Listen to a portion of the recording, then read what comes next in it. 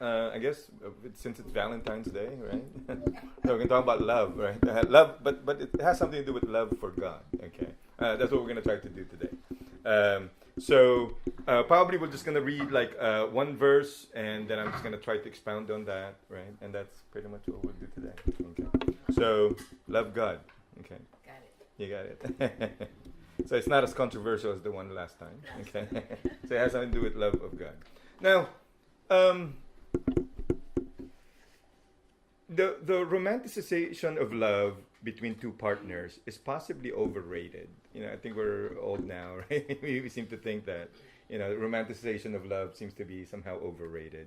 In real life, unlike in movies, our love, our love lives are not often romantic, and we know that. Right? It's not often romantic. It is not its romantic nature that sustains a relationship.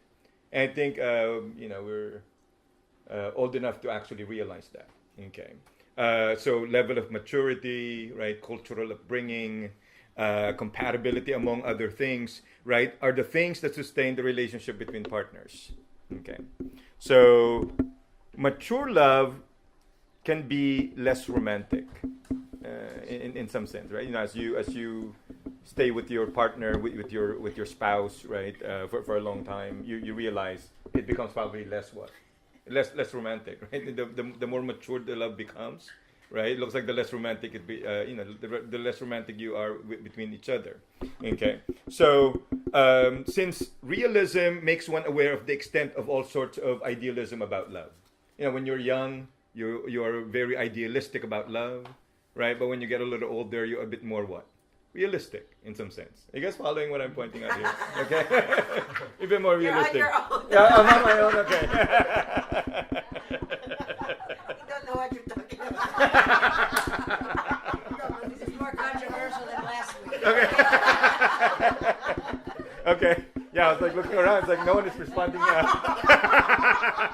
What is this about?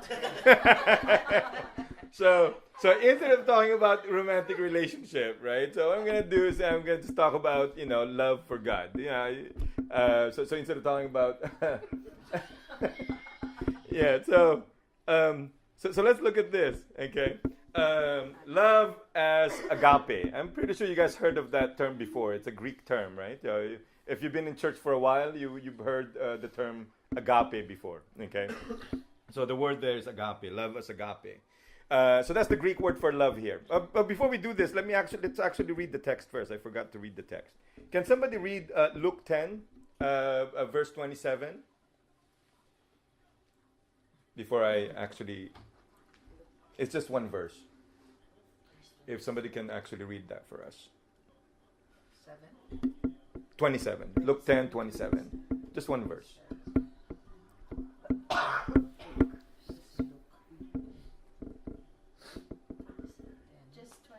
Yes, just 27. He answered, "Love the Lord your God with all your heart and with all your soul and with all your strength and with all your mind, and love your neighbor as yourself." Okay, so we're just going to actually look at the first part of that, right? Loving God. So what is love here? So Greek word for love, okay, is agape.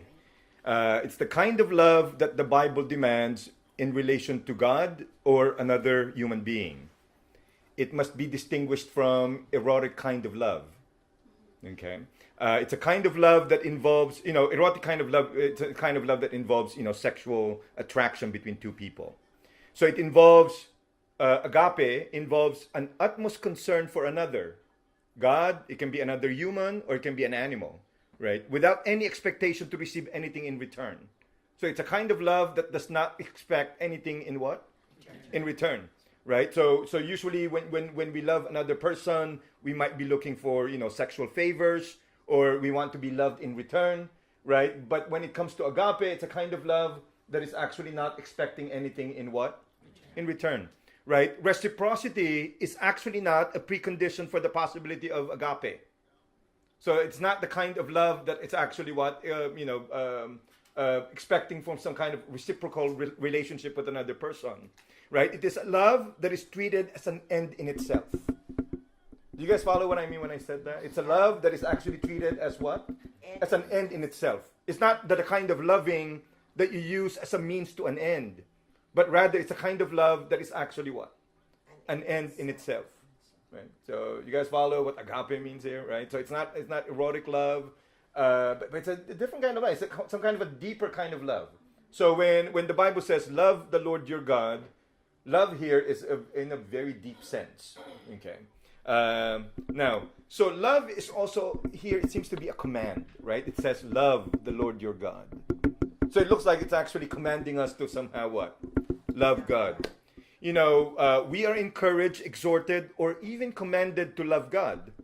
Now, it seems to imply that we do not naturally love God with everything that we got. You know, the reason why we're actually commanded to love, because it looks like we don't naturally love God, right, in some sense. Okay, so there is no need to be commanded to do anything when you already have natural proclivities to do it.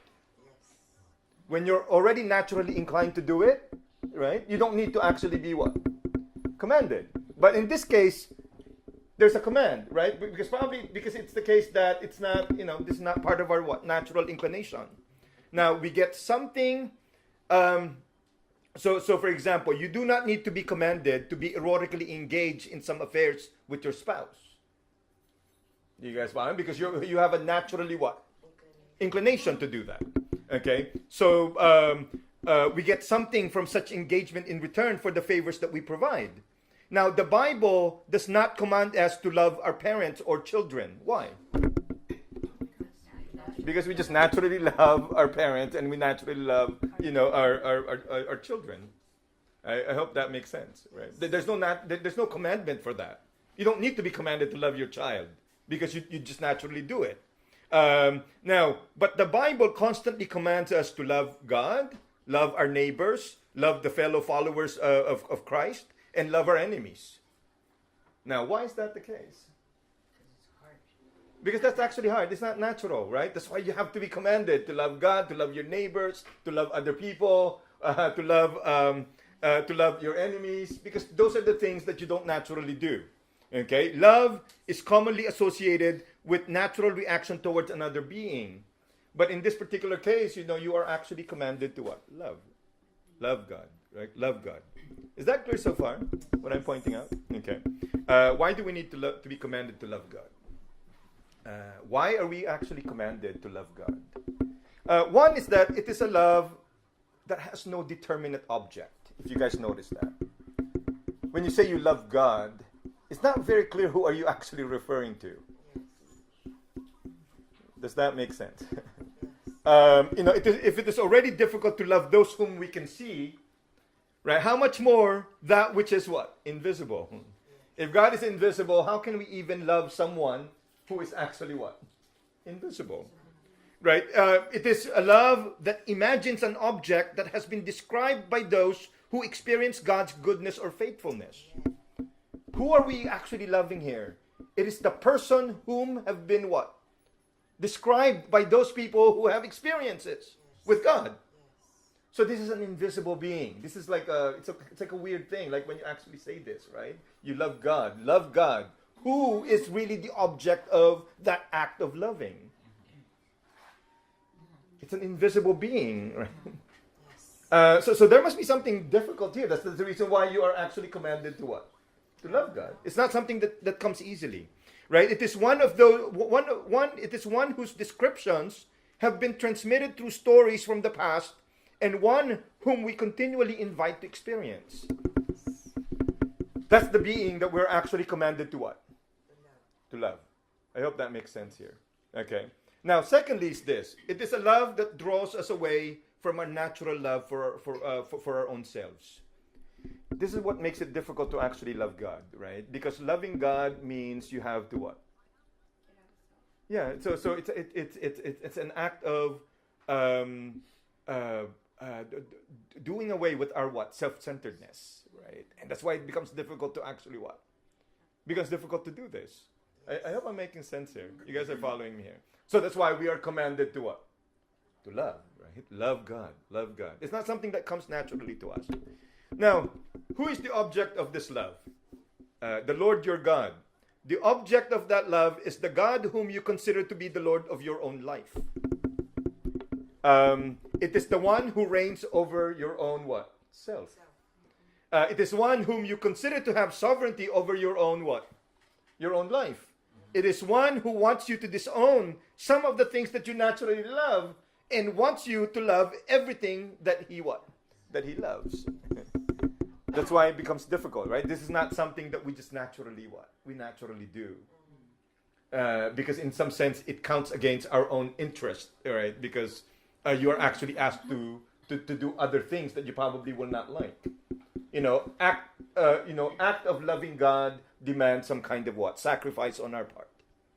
That's why this is something that is not easy to do. I hope you guys are that makes sense. Okay, so love God how? Okay, so one, it says love God with all your heart. Okay, love God with all your heart. The word for heart is in Greek is cardia, and you guys probably cardiology, right? Does that make sense? So that's where you get the word heart, right? So cardia is the seat of our physical, spiritual, and mental life. It is some kind of a unifying feature of oneself, right? And then the Bible asks us to love God with all of our what? Heart. With all of our heart. Okay. It is one that gives us life and makes us alive at the same time. We are alive because of our hearts. So this is the one that gives us life, but this is also the one that what? This is the one that makes us alive, but this is also the one that is actually we're called to what? To love God with all of our hearts. Now, it possibly refers to human faculty that enables us to what? To love. Whatever it is that enables us to what? To love. Right?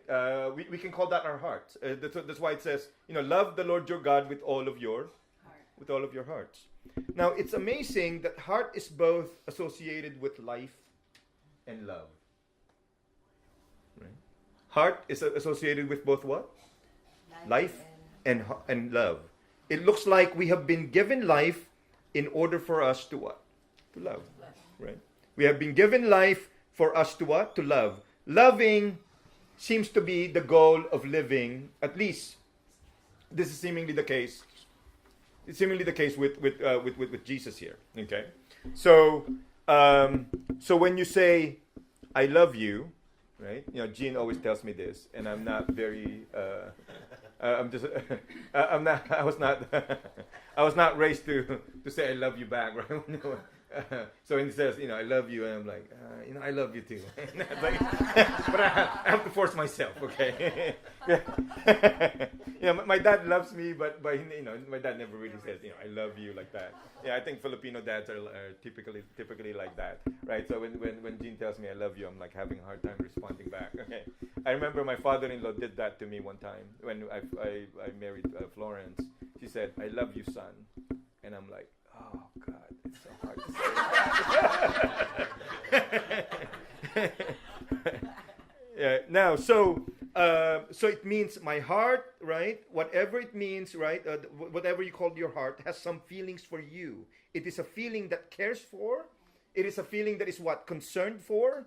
It is willing to make sacrifices for. It's a feeling that forgives, and it promotes the well-being of what? Of another. Now, we love the Lord our God with all of our hearts when we allow that heart to give all the love that it can possibly give.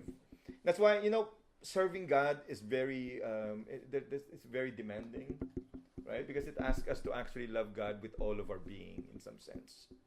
Does that make sense?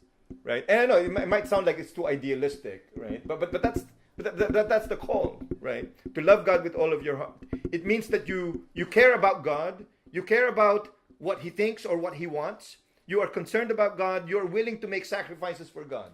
That's what it means to love God with all of our hearts. Okay. Now, it appears to me that what happens when one is genuinely in love with someone illustrate what it means to love God with all of our hearts. You guys know how it feels to be what? In love. I hope that makes sense. Right. It looks like when you're in love, your mind is actually what? Completely preoccupied by whoever it is that you actually what? Love. Does that make sense? I don't know. Probably it's hard for us to talk about it right now because many of us here are mature in age already, right? But when you were younger, right? When you were actually in love with someone, you tend to actually what? That occupies your mind pretty much the whole time. Yeah. Right? Now, so act of loving God with all of your heart, right, seems to be demanding a lot from what? From us. Okay. How can we fall in love with someone whom we haven't seen? Okay. We can barely do the things that we do when we are in love to those whom we can see, right? How much more with one whom we haven't what? Whom we haven't seen. It's already difficult to love someone who's actually what? Visible. How much more loving someone who is what? Invisible. It's actually much more difficult, right? How much more with one whom we haven't seen? It's falling in love with someone we imagine through the stories that we inherited from the past through the Bible and through our own stories of our encounters with God. We seek to understand the Bible and our experiences of God. Now, how do we love God? Considering that God is invisible, what do we try to do? We try to understand the Bible so that we can understand what? Who it is that we're actually loving, right? We're trying to understand the nature of our what? Experiences so that we can understand who exactly it is that we're actually what? Loving, right? It's a difficult task, I think. Right? I hope I'm making sense here. It's a difficult task to actually love God, okay? Now, what about this? With all of our souls, right? With all your soul. What does that mean? The soul, it came from the Greek word suke, okay? So suke. What does, you probably, that's the root or the etymology of the term psychology. You guys following here, right? So suke, psychology. Suke has to do with feelings or emotions. Feelings usually come from external stimuli, right? While emotion usually come from what? Internal stimuli. But we're going to actually probably forget about the distinction here between the two. I probably interchangeably use the two, okay? They are states of being that we find ourselves in. When you're angry, when you're afraid, when you're anxious, right? Emotions or feelings are important to us humans. So when the Bible says, love the Lord your God with all of your soul, it has something to do with loving God with all of your what? Emotions, with all of your feelings. I hope that makes sense. Oh, thank you. I don't even know why I'm sweating. Okay, probably because we have. Now, so what does it mean to love God with all of your feelings or emotions? Thank you. Is there such a thing as emotionless love or love devoid of feelings? Is there such a thing? Is love in itself an emotion or a feeling? Now, what does it mean to love God with all of our emotions and with all of our feelings? What does that mean? Without emotions or feelings, we might not be moved to do anything for God. For example, sometimes it is our feelings or emotion, let's say empathy, that moves us to act. Now, it is a love that empathizes with God. The emotions or feelings are ones that make us love God what? Passionately. So when God says, when we were asked, love the Lord your God with all of your soul, it has something to do with what? Passionately loving God. Right? Passionately loving God. I hope that makes sense here. Right? It has something to do with what? Passionately loving God. One can love without affection or passion. Right? For example, I'm assuming a father who simply provides the needs for his children without any eagerness to spend quality time with them is probably a sign of what? Some kind of probably an emotionless love. I'm assuming they love their children, those kind of fathers. Probably they just don't know how to what? How to show it, right? With some kind of emotions, for example.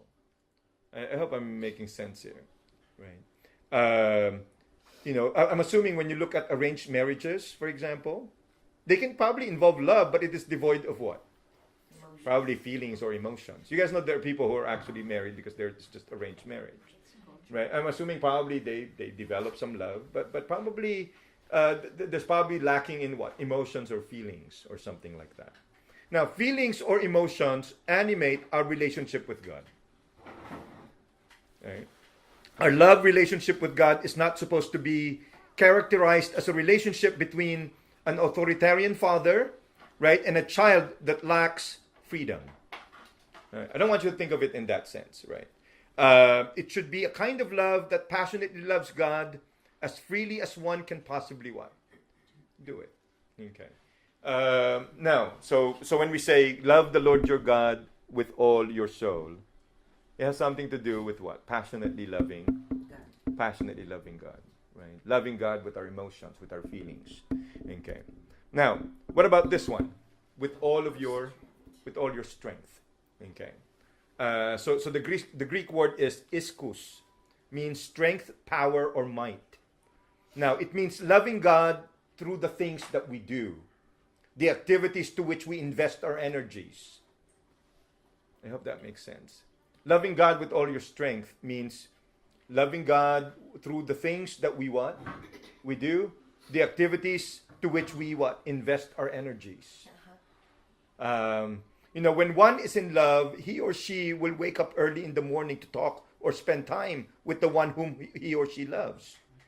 You guys following me here, right? I remember Florence, the reason why I found out that she likes me, right? Because I asked her to call me early in the morning, right, for prayer meeting.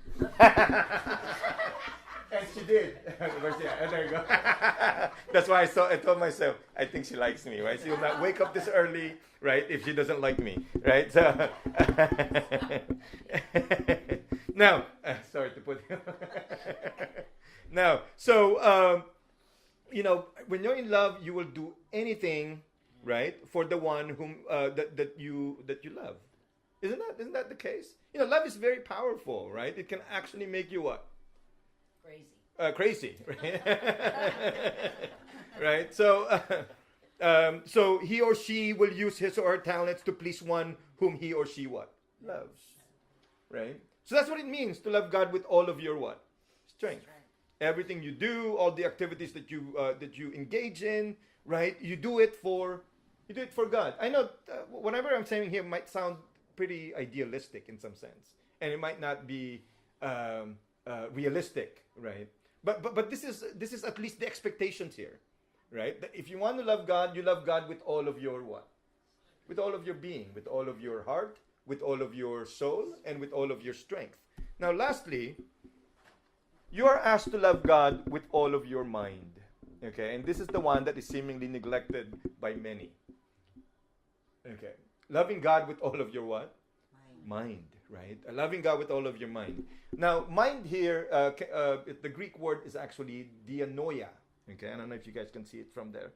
Dianoia. It means understanding. It means intelligence or mind as the organ of what? Rational reflection. Mind here does not just refer to practical wisdom. It actually refers also to what? The mind that makes theoretical knowledge somehow what? Possible. You guys following the implications of this, right? So our intellectual activities must be used as a form of worshiping God or an expression of our love for God.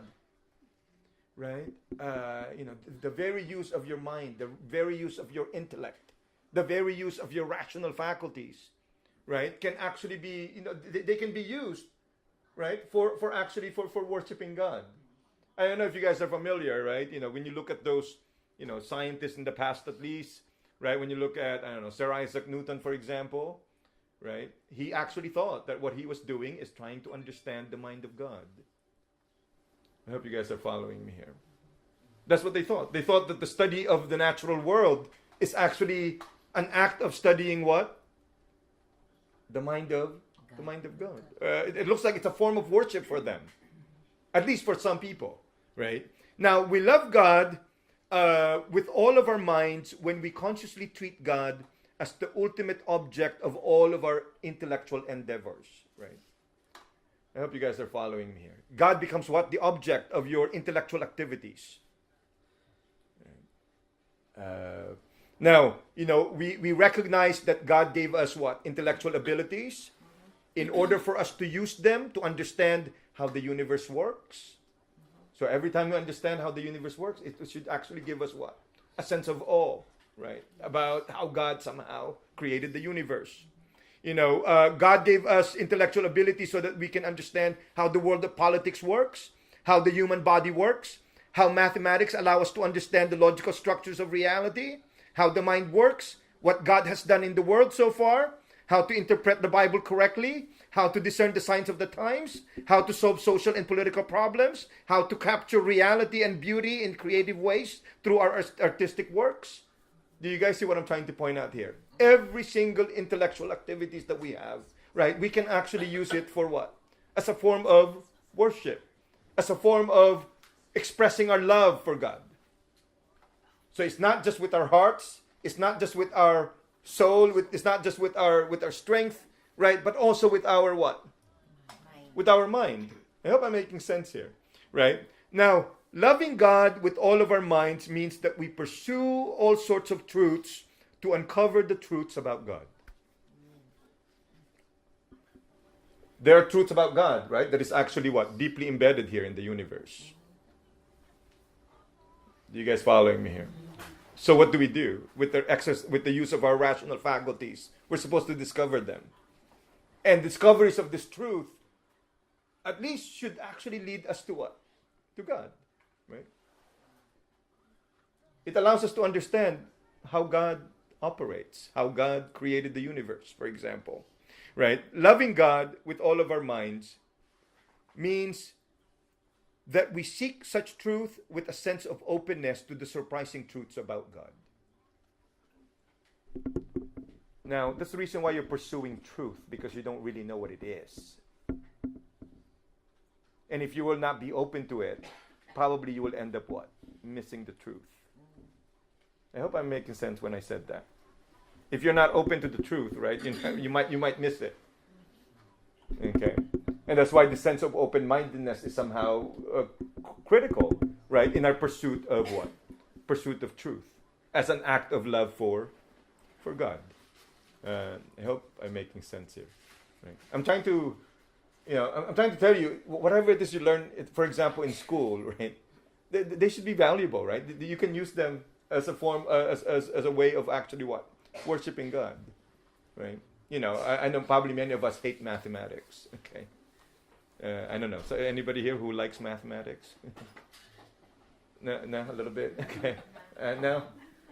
Okay. So we don't have anybody here who actually even likes mathematics, right?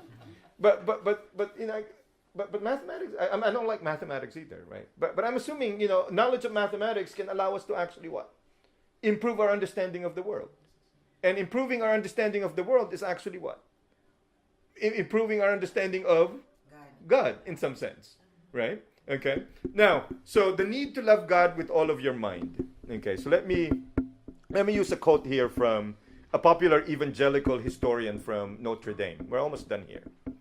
And it says, "The scandal of the evangelical mind is that there is not much of an evangelical mind." Okay. The scandal of the evangelical mind is that there is not much of what? An evangelical mind. I'm assuming you guys are familiar with evangelicalism, right? So most of us here probably came with some kind of evangelical background, and I still consider myself as an evangelical, probably more on the progressive side of evangelicalism. But this is the main problem with evangelicals, right? Are you guys following me here, right? The main problem is seemingly the lack of what? The lack of mind. Okay. And again, this is the guy who quoted this is an evangelical historian.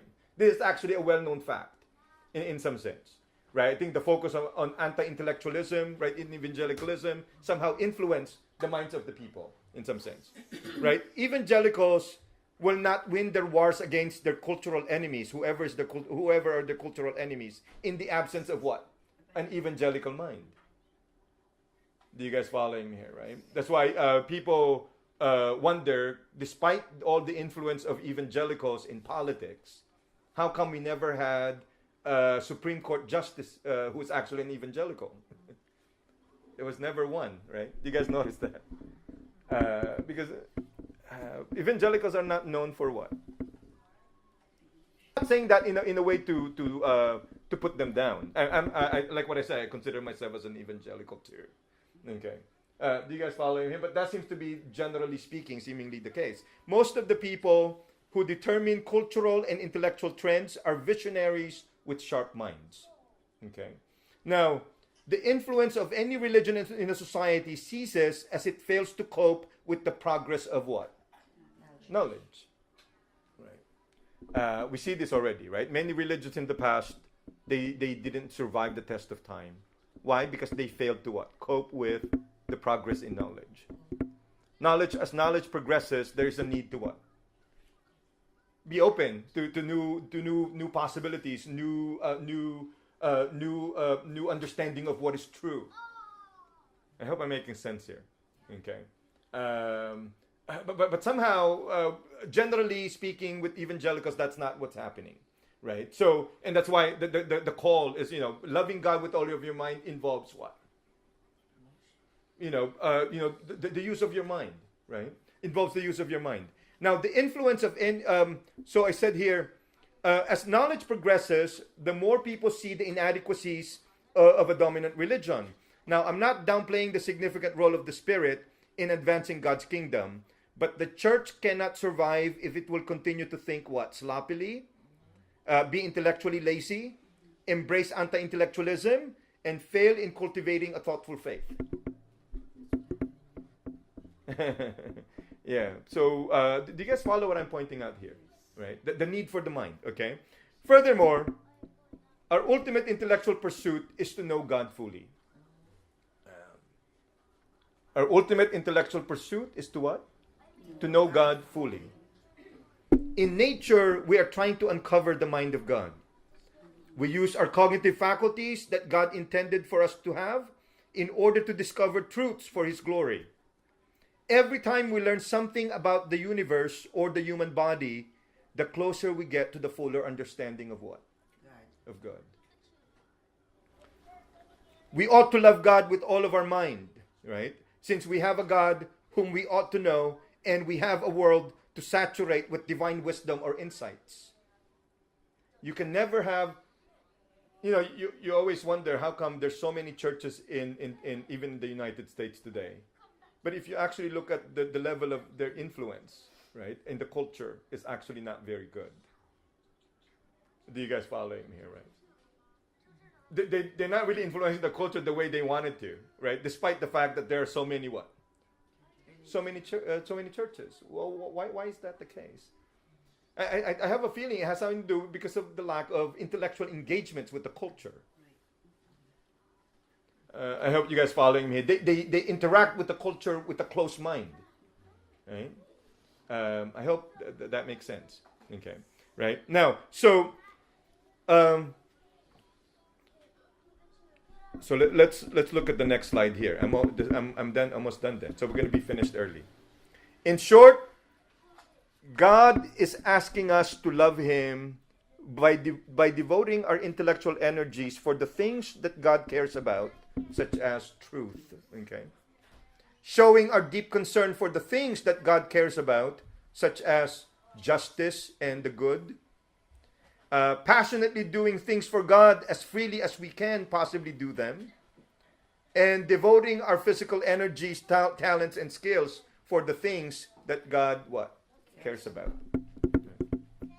Is that? I hope you guys are following me here. I'm just trying to summarize, this point about loving God with all of your mind, with all of your strength, right? With all of your soul, with all of your heart, right? In our own limited ways. I think there are people in the church or in churches that exhibit love for God with all of their hearts, with all of their strength, with all of their souls, with all of their minds. The